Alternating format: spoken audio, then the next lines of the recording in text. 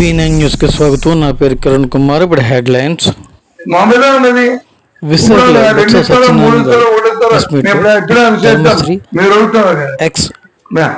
నేనైతే మాత్రం దాంట్లో నాకు మంచి నాకు వ్యక్తిగతంగా నాకు చాలా క్లారిటీ ఉంది.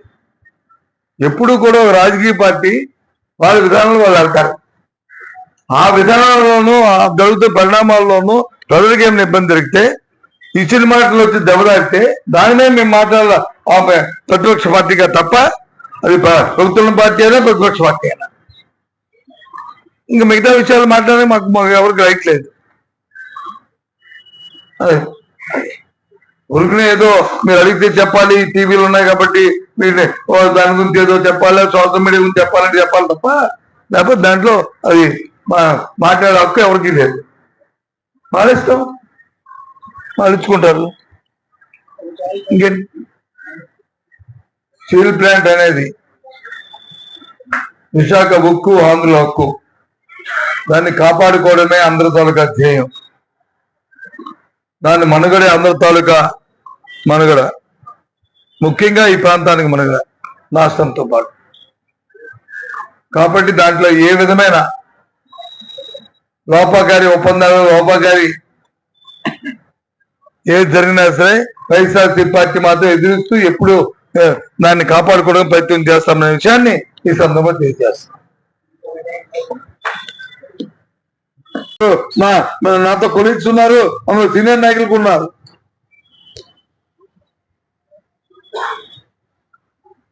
అంటే క్లారిటీ లేని ఈ మాటలు దేనికి? అందుకే ఈరోజు మేము ముందుకు వచ్చాం.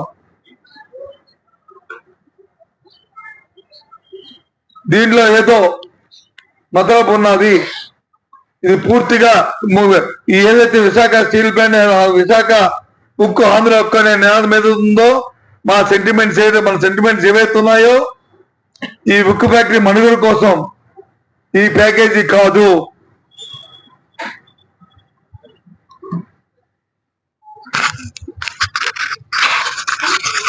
నిన్న మా అధ్యక్షుడు, మా పార్టీ విశాఖ జిల్లా పార్టీ అధ్యక్షుడు కొంతవరకు దాన్ని ఉపశమనం కానీ చెప్పిన మాట వాస్తవం, కానీ నేనైతే మాత్రం దీన్ని ఉపశమనం చెప్పడానికి నేను తయారుగా లేను.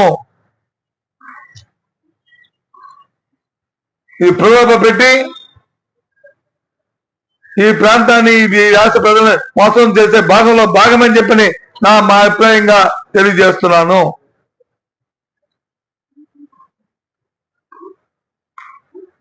ఇకపోతే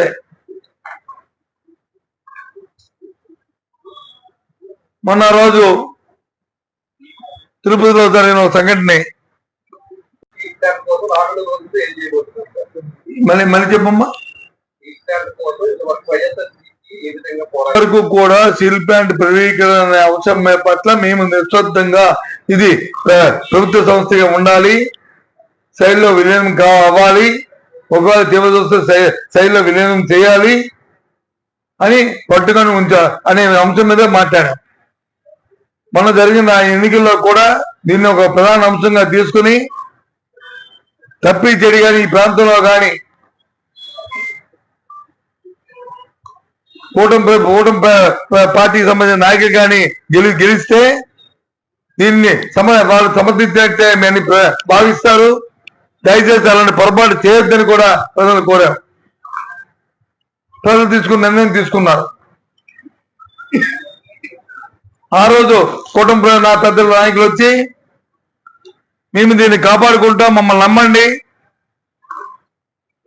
దీన్ని ఎట్టి పరిస్థితుల్లో ప్రైవేటీకరణ చేయమని చెప్పి మాటను చెప్పారు. ఆ మాట మీద కట్టుబడాలని కోరుతున్నాం. ఏదైతే ప్రజా సంఘాలు కానీ స్టీల్ ప్లాంట్ లో ఉన్న ఉద్యోగ సంఘాలు కానీ వాళ్ళందరూ ఏ నిర్ణయం తీసుకున్నా ప్రైవేటీకరణకు వ్యతిరేకంగా వాళ్ళతో పాటు మేము కూడా ఉద్యమం చేసి దీన్ని ఆపడమే ప్రధాన కర్తవ్యంగా విశాఖ ఉక్కు, అందులో హక్కుని ఏదైతే ఉందో ఆ నాణ్యని కాపాడుకోవడానికి మా పార్టీ ప్రయత్నం చేస్తుంది, ఎల్లవేళ కట్టుబడి ఉన్నామన్న విషయాన్ని తెలియజేస్తున్నాం. రాజకీయ పార్టీలు ఆ పార్టీ ఆలోచన ప్రకారము వాళ్ళ తాలూకా దీని ప్రకారము ఆలోచన చేసుకుని చేస్తుంటే రాష్ట్ర మా తమిళనాడు తీసుకెళ్తానే వరుస వాళ్ళు తీసుకొచ్చి ఎక్కడ పెట్టి తప్పు కానీ రాష్ట్రం ఒక యూనిట్ కాదా? ఇప్పుడు మన ఏ జిల్లా అయిపోయి ఇప్పుడు మన దగ్గర ఉన్న కాదండి మన దగ్గర ఉన్న ఒకటి ఎమ్మెల్యేలు ఉన్నారు, వాళ్ళు ఏ జిల్లా వాళ్ళు? వాళ్ళు ఏ జిల్లా వాళ్ళు? ఎంపీలు ఎమ్మెల్యేలు ఏ జిల్లా వాళ్ళు? వాళ్ళు ఓటెక్క మన తాలూకా పుట్టిన తేదీలు ఎక్కడ ఉన్నాయి? అది ఇల్లు ఎక్కడ ఉంది, వాకిళ్ళు ఎక్కడ ఉన్నాయి, ఎక్కడ ఉన్నాయి? 100 కిలోమీటర్లు ఉన్నాయి. ఏమేయండి అసలు నువ్వే ఒక ఆలోచించుకొని మాట్లాడి అడిగితే బాగుంది వచ్చిన అది అందుకే మరి అడిగేటప్పుడు చెప్పాను వాళ్ళ ఉద్దేశం రాష్ట్రం యూనిట్ మరి మా ఉద్దేశం కాదా?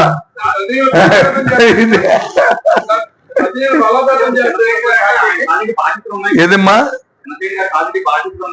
జనసేన అప్పు తప్పే ఉంది అంటే బాధ్యతలు ఏంటి? నాకు అర్థం అవుతుంది. బాధ్యతలు ఏంటి? ఉంటాయి తప్పే ఉంది. అది మరి అనకాపల్లి ఎంపీగా మరి ఎవరు పేరు అక్కడ ఎవరు లేడా పార్టీకి? చెప్పి నా తెలియగలుగుతాను. నువ్వు ఒప్పుకుంటాను నువ్వు చెప్పు నువ్వు మరి అంటే అయిపోయి ఇంక దాని గురించి మాట ఎందుకు? అదా ఏంటి రేపు తెలుసు. ఇప్పుడు ఆమోదిస్తాడు రేపు తెలుస్తుంది. రేపు తెలుస్తుందా ఆమోదించడం అనేది ఎన్ని అయిందో తెలుస్తుంది. కంటిన్యూ చేయడం ఇంకా తీసేయడం ఇస్తారు ఏంటి? ఏంటి కంటిన్యూ చేయడం ఇంకా తీసేయడం చేస్తారా? ఏంటిది? నువ్వు అడిగే క్వశ్చన్కి అది మీ క్లారిటీ లేదు, నా క్లారిటీ ఉంది. ఇగో ఒక విషయాన్ని మీరు గుర్తుంచుకోండి. రాజకీయ పార్టీలు వాళ్ళ సిద్ధాంతాలు, వాళ్ళ ఆలోచనలు, వాళ్ళ విధానాలు ఉంటాయి. అయినప్పుడు అడగాలి తప్ప రేపు ఇవాళ అడిగితే అప్పుడు చెప్తాడు. నువ్వు రేపు ఉద్యోగం ఉండడం గ్యారెంటీ ఉంది నీకు? ఎవరు చెప్తారు చెప్పు?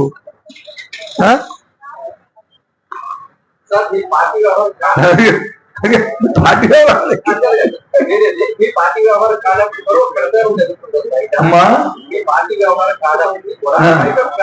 ఏంటిది? ఏమన్నా మీరు మాకు అవన్నీ అప్రస్తుతం. ఎవరికి ఇవాళ తెలుగుదేశం కూటమి ప్రభుత్వం అధికారం ఉంది. ఎవరికి డిప్యూటీ చీఫ్ మినిస్టర్ మాకెందుకు? ఎవరికి ఇంకో పోర్టుఫోలియో ఇస్తే మాకెందుకు? ఎవరికి ఇంకోటి వాళ్ళు ఇచ్చిన డిప్యూటీ చీఫ్ మినిస్టర్ కానీ ఇచ్చిన పోర్టుఫోలియో మంత్రులు కానీ వాళ్ళు సక్రమంగా పనిచేస్తాం లేదా ఒకరు ఎక్కడైనా ఇబ్బందులు జరుగుతున్నాయా? జరిగితే ఇప్పుడు మన రాష్ట్రంలో విద్యా విధానంలోనే ఇంగ్లీష్ మీడియం గురించి వచ్చింది. ఇంగ్లీష్ మీడియం కాదన్నారు. ఇంగ్లీష్ మీడియం నష్టమని నా పిల్లలు మాత్రం ఇంగ్లీష్ మీడియం చదవచ్చు, పేదవాడు పిల్లలు మాత్రం ఇంగ్లీష్ మీడియం చదవకూడదు. ఇదేం ధర్మం అండి? దాన్నే ఇంకా మాట్లాడుతాం తప్ప ఎవరు ఎక్స్వైజ్ ఎవరున్నా ఒకటే. వాళ్ళ గురించి తప్పు కదా, అది పార్టీ వాళ్ళ ఇష్టం. వాళ్ళు ఎవరికేం పెట్టుకుంటారో మా విధానాలనే మాట్లాడుతుంది కానీ తప్ప వాళ్ళ తాలూకా అంతర్గత విషయాలు మాకు అనవసరం కదండి. వాళ్ళకి కావాలి కాబట్టి జగన్మోహన్ రెడ్డి ఎన్ని బెడ్రూమ్లు ఉన్నాయి, ఎన్ని గదులు ఉన్నాయి కానీ మాకెందుకు? మాకు అవసరం లేదు. ఆయన అడిగితే చెప్పేవాడిని, నువ్వు అడిగితే చెప్పకూడదు. అందరూ ఒకటినే. మీకు కూడా ఉందా దాంట్లో భాగం? ఆ ప్రశ్నలో ఆయన అడిగిన ప్రశ్నలో నీకు కూడా భాగం ఉందా? నీకు ఉందా? అయితే నువ్వు ఎండాలు చేస్తున్నావా లేదని ఆ బ్రదర్ చేస్తున్నా నువ్వు ఎండాలు చేస్తున్నావు నేను అడుగుతావు. ఎండాలు చేసి చెప్తాను. ఒక కేంద్ర హోంమంత్రి వచ్చాడు, ఒక రాష్ట్ర ముఖ్యమంత్రి కూర్చున్నారు, దాని పక్క వచ్చి ఒక ఉప ముఖ్యమంత్రి ఉన్నాడు, ఆ పక్కన వచ్చి ఒక కేంద్ర సహాయ మంత్రులు ఉన్నారు. అందరూ ఉండి ఏం మాట్లాడారు? పేపర్లు ఏమొచ్చిందండి? అది ముఖ్యమంత్రి గారు వచ్చి సొంత బిల్డింగ్లు ఎన్నో ఉన్నాయి, ఆయన ఎన్ని ఎకరాలు కట్టుకున్నాడు, ఆయన రోజు ఏం భోజనం చేస్తాడు. ఈ పక్కన వచ్చి ఇదా ఇవన్నీ డిస్కషన్లు. ఏదైనా ఒక పెద్ద వచ్చి ఇద్దరు కలిశారంటే దాని మీద రాష్ట్రానికో దేశానికో ఒక సంప్రదించి ఒక మంచి కార్యక్రమం ఏం వస్తుందా, దాని నుంచి ఏది జరుగుతుందని అని చూస్తుంటాం. అదిమానేసి ఆ ఇంటికి వచ్చి ఎన్ని బాత్రూమ్ ఉన్నాయి, ఎన్ని బెడ్రూమ్లు ఉన్నాయి, ఇదా అండి డిస్కషన్. దాన్ని వచ్చి పత్రికల్లో వచ్చి ప్రధానాంశం ఇదా అండి ఇది, ఇదా చెప్పండి.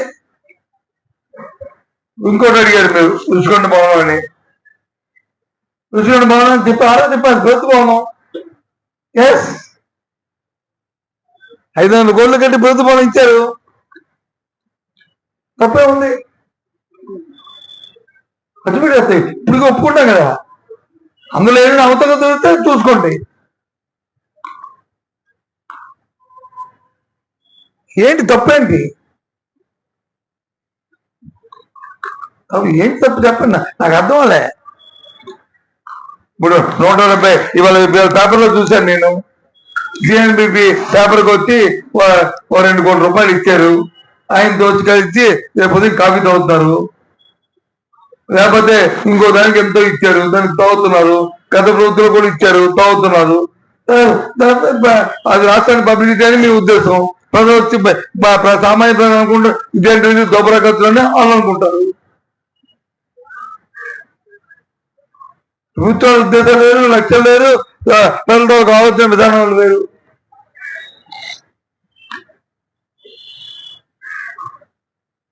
అది వాస్తవం కదా. అంతేకాని దాని గురించి ఒక డిన్నర్ లో కుడిపక్క ఇరుకూర్చు, ఎడంపక్క ఇరుకూర్చు, ఉత్తర నీళ్లు దక్షిణ నీళ్లు వీళ్ళిద్దరు, ఇవన్నీ దానికి ఆ ఇంటికి ఎన్ని రోజులు ఉన్నాయి, ఎన్ని బెడ్రూమ్లు ఉన్నాయి, ఇవి చేస్తాం. ఏ కర్మ వచ్చింది చెప్పండి, ఇంకోటి అడగండి. అందుకే అడిగి ఎండార్స్మెంట్ ఉందా లేదు. మీ ద్వారా ప్రజలకు కూడా చెప్పాం, ఇది పూర్తిగా ప్రభుత్వం తాలూకా అసమర్థత వల్ల, అలసత్వం వల్ల జరిగిన సంఘటన అని చెప్పని. ఎందుకంటే గత 5 రోజులుగా చూస్తున్నాం,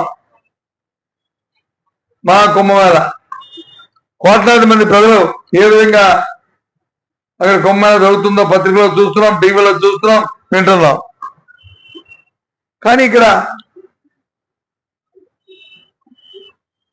జరిగిన సంఘటన చూస్తే కడుపు తరుక్కుపోతుంది.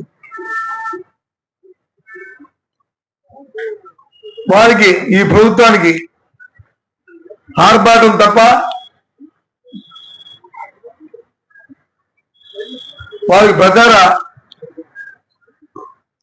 తపనే తప్ప, ప్రజల ప్రజల ప్రాణాల మీద వాళ్ళకేమి వాళ్ళ భద్రత కల్పించాలనే భావన కానీ ఆలోచన కానీ లేని విషయం తేటతెల్లమైంది. సాక్షాత్తు కేంద్ర హోంశాఖ కూడా దాని మీద నిన్న రావడానికి కొద్దిగా ప్రయత్నం చేసింది. నిన్న వచ్చిన హోంమంత్రి గారి తాలూకా ఏదైతే లంచ్ మీటింగో డిన్నర్ మీటింగో ఉందో అది దాన్ని ఉపయోగించుకుని వాళ్ళ రాణి కంటే పరువులు కాపాడుకోవడానికి ప్రయత్నం చేశారు. ఇక్కడ పరువు కాదు సమస్య.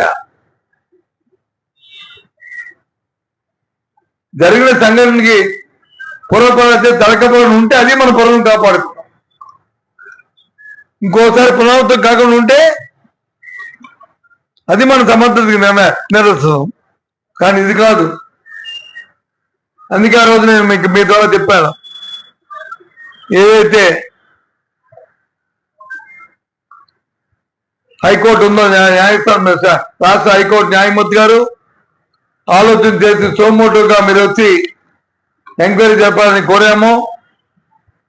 పత్రికలో వచ్చి చూసి నిన్న రోజు నేను అందుకే ప్రధాన న్యాయమూర్తి గారికి జరిగిన సంఘటనలన్నింటినీ కూడా పత్రికలో వచ్చే ప్రతి అంశాన్ని నేషనల్ మీడియా, స్టేట్ మీడియా వచ్చి అన్నింటినీ పెట్టి ఒక లేఖను కూడా వారికి పంపించారు.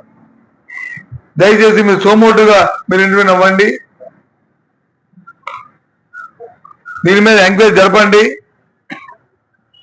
ఇది రాజకీయాలతో అతీతంగా ఉండాలి. రాజకీయాలు ఏదో తావులేదు. ఇంకోసారి ఇలాంటి సంఘటనలు జరగకుండా ఉండాలంటే జరిగిన సంఘటనకి దాని మీద కొంత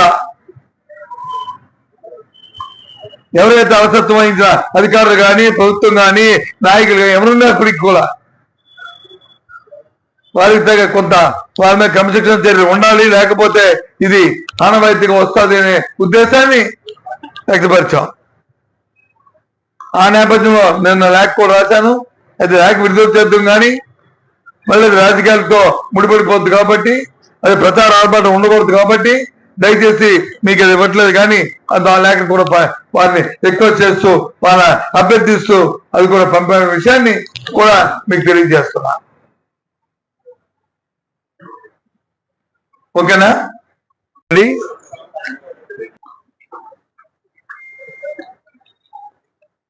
రోజుల కింద కేంద్ర ప్రభుత్వం ప్రకటన చేసింది. మనందరికీ సెంటిమెంట్ తో కూడుకున్న అంశమైన విశాఖ ఉక్కు ఆంధ్ర హక్కు అనే నినాదం ఏదైతుందో దానికి సంబంధించిన విశాఖ ఉక్కు ఫ్యాక్టరీ గురించి ఏదైతే ఇప్పుడు సమస్య ఉందో ప్రైవేటైజేషన్ చేస్తారనే ఒక అంశం ఏదైతే ఉందో ఆ నేపథ్యంలో ఆ ప్లాంట్కి కేంద్ర ప్రభుత్వం వచ్చి 11,000 కోట్ల రూపాయలు, సుమారు 11,000 కోట్ల రూపాయలని కేటాయింపు చేసాము, నిధులు ఇస్తున్నాము అనే అంశం వచ్చి తెర మీదకి వచ్చింది.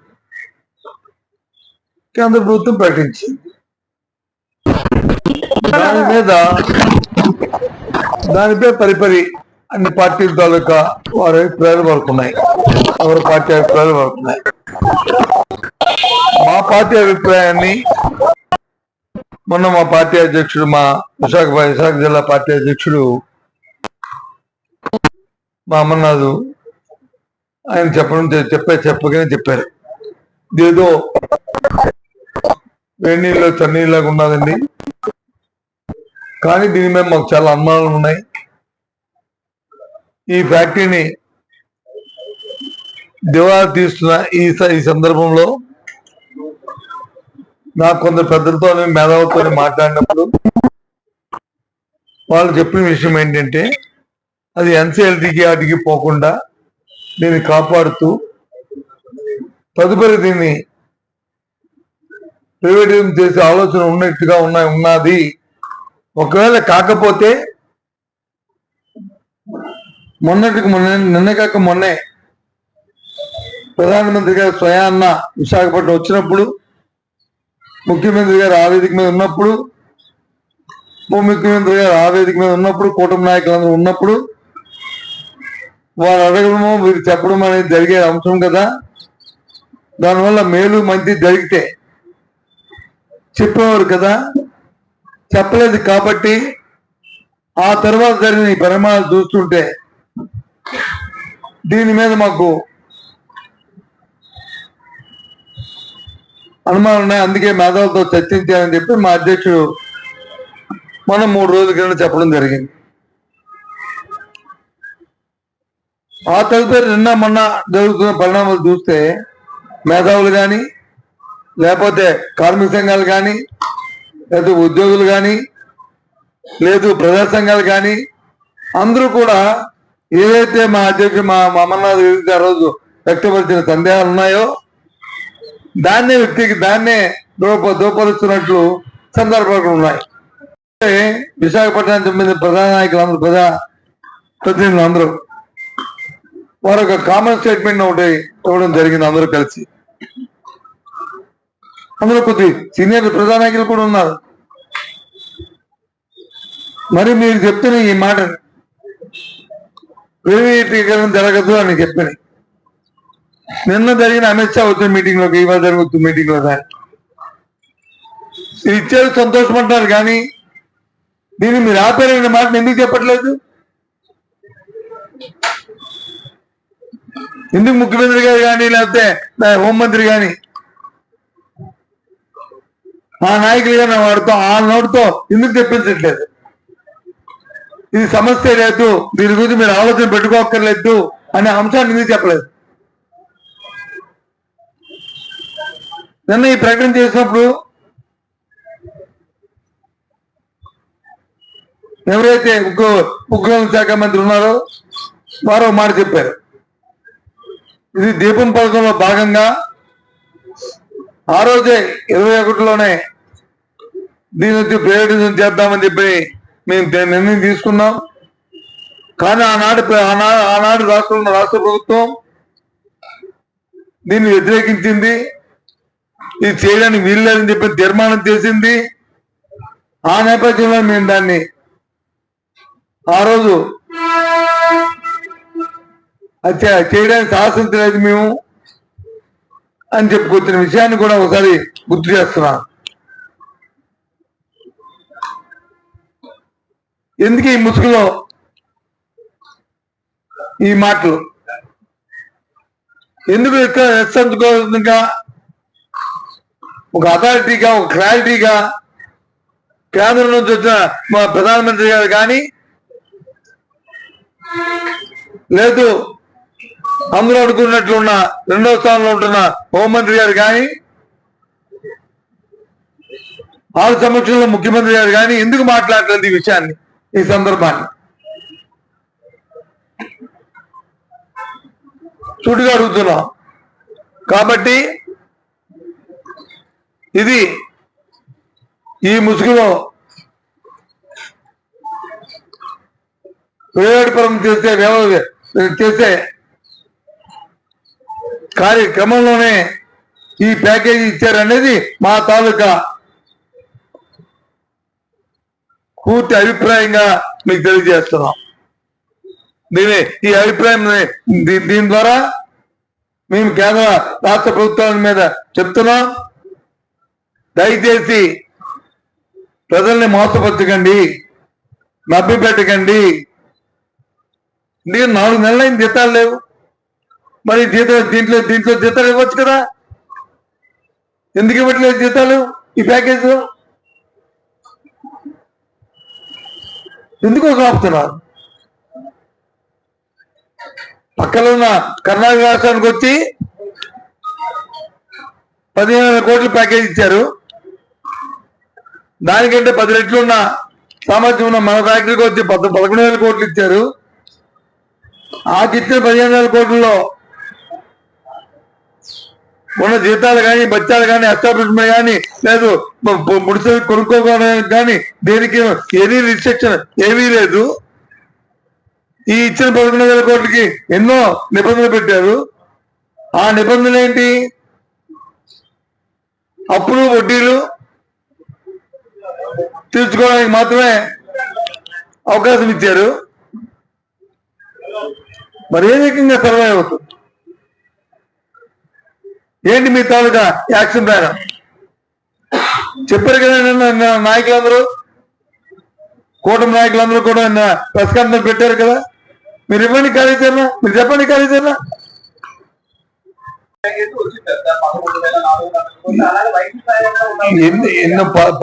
ఎన్నో సందర్భాల్లో అర్థం వచ్చినప్పుడు ఫ్యాక్టరీ పెట్టిన దగ్గర నుంచి పలు అంశాల్లో దాన్ని కాపాడుకుంటూ వచ్చాం.